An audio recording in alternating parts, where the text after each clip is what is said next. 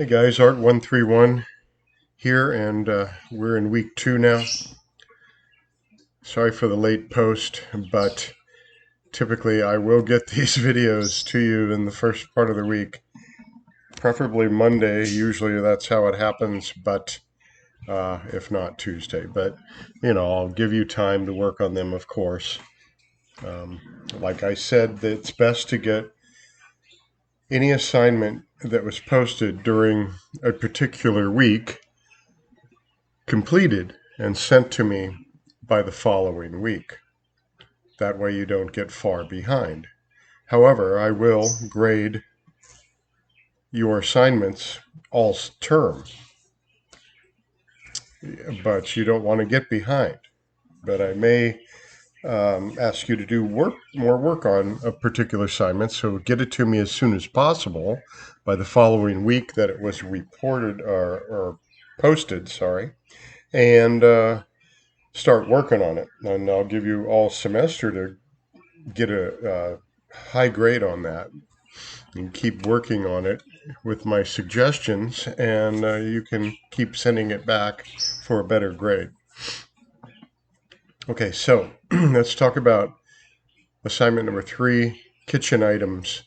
Well, basically this is a still life, and the still life is setting something up in front of you on a surface and drawing it. The best way to get the contrast you need to show shape, lights and darks and tones, is to have a single light source. And you'll hear me say this all term, and it was in the videos that I posted in week 1 for assignment number 2, where they discuss the shading and holding of the pencil for shading, and why we shade, and why we use a single light source for shading. So make sure you watch that. I'm not going to go over it again now, but basically that's to show the shape of whatever you're drawing, and it has a 3-dimension appearance on your 2-dimension plane. The only way to really get that done is by the shading and using your light source to shade in the dark and light areas from where the light is hitting on your subject and where the shadow areas are, where the light is not hitting as much. And then there's in between tones, midtones. So that's all discussed in the shading video. Also was discussed was gesture drawing of objects, in particular a still life. They drew a plant or flowers in a vase, but this works for kitchen items too, which could be in a vase. I'll show you examples of utensils kind of in a vase like flowers, right? And then you use a single light source and get all that shading. But initially you want to make a gesture drawing of the proportions and where you're going to place the items you're looking at and make sure they're correct before you start putting in a lot of detail. And it's a light drawing, a very light pressure on the pencil. Okay, so watch that gesture drawing too. That's why I posted all 3 of those last week, because we're going to be using that knowledge through all the assignments. Okay, so when we're talking about kitchen items, I'll show you some examples here on Bing. In still life, the most successful or interesting compositions is to place one thing in front of the other, staggered, so that they overlay each other, as opposed to just straight across on the table or something like that. It's more interesting to have a variety. Now notice I didn't just put images of one spoon up or one item. All of these have several items, if not 4 to 5 or more items. Yeah, and this is a good one. Maybe it's spilled over out of a container and you have all this on the table. Each one of these shows light and dark areas, shadow areas, light source coming from one direction or the other. There's cast shadows on the table where the shadow is created by your light source and the item, blocking out that light. And they're all like that. So go to Bing, put in kitchen items, still life drawings, and you'll see all this.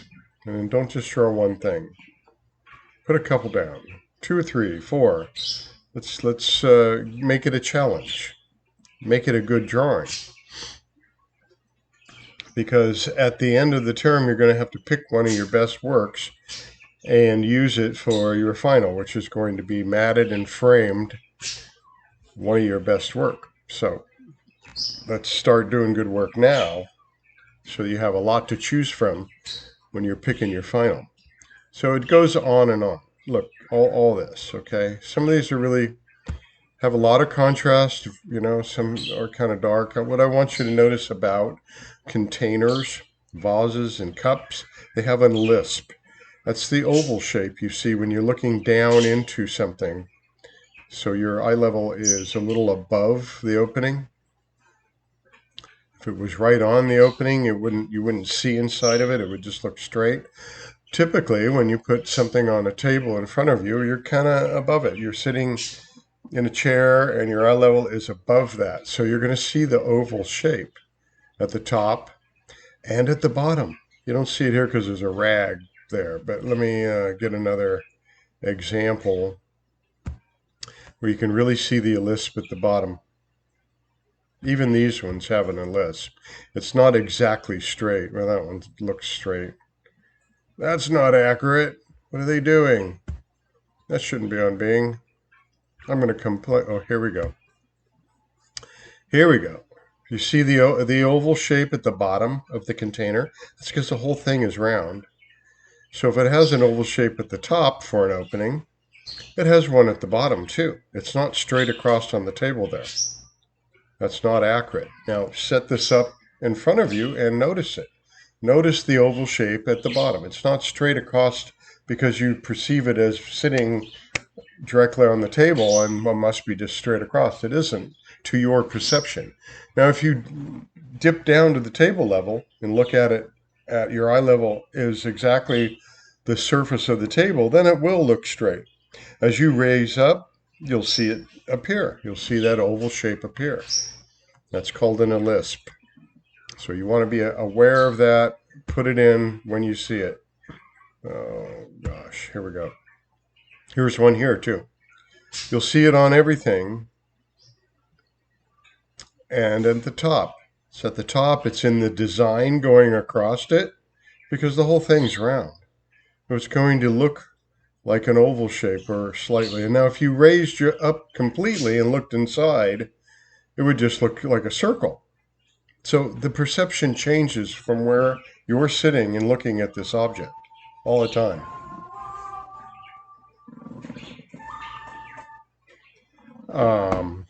That was my phone. So notice that and put it in, or I'm going to ask you to, hey, where's that a lisp? Isn't there a lisp down there? There certainly is. That was a cool one. Let me go back. This one.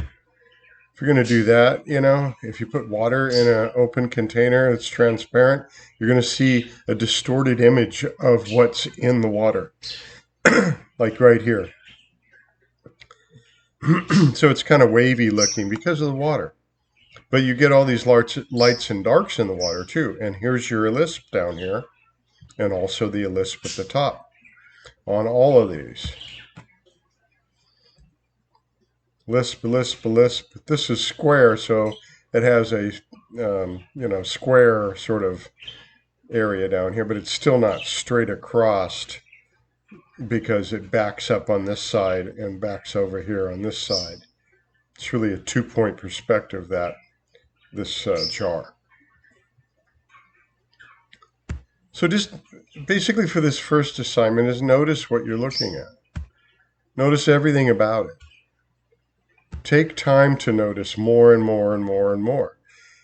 including all the light and dark areas in whatever you're drawing. So this has a lot of metal of some sort or another, and so you have reflection marks or highlight marks, but they're reflecting light out of the room and your light source as the lightest areas. So after you've toned this up, you might want to erase out some tone. Like this isn't bright enough, I'll erase it out. And that helps. Anytime you're going to have very dark areas and very light areas and everything in between, that's going to help your drawing. You need about 7 levels of tone to show good contrast and good shape in whatever you're drawing. Well, a lot of these are containers, I realize that. Some of them do have, like this one, utensils sticking out the top, but they're still a light source. From here, it's coming from the back left, and kind of everything's sort of dark on the front side, and then you have the cast shadow over the table.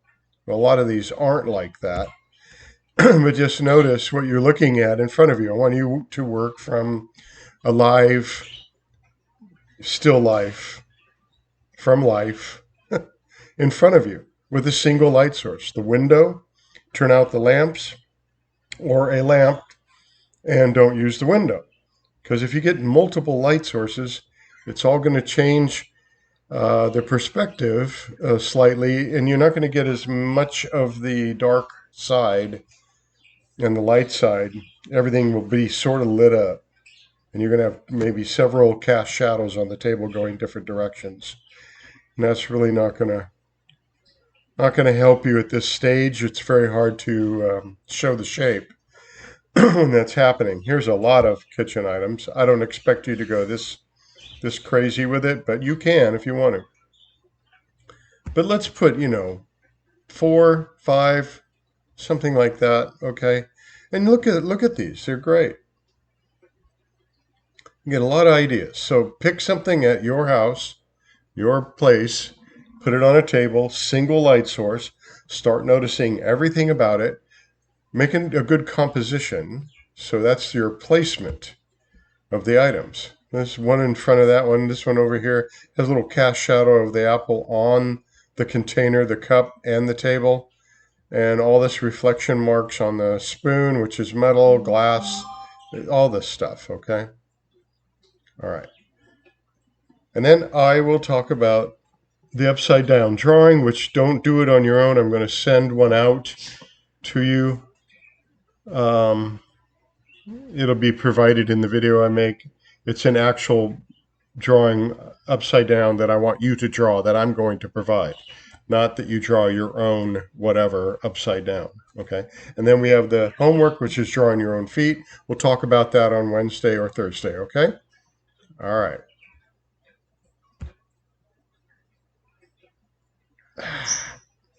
What is going on here? Just a minute.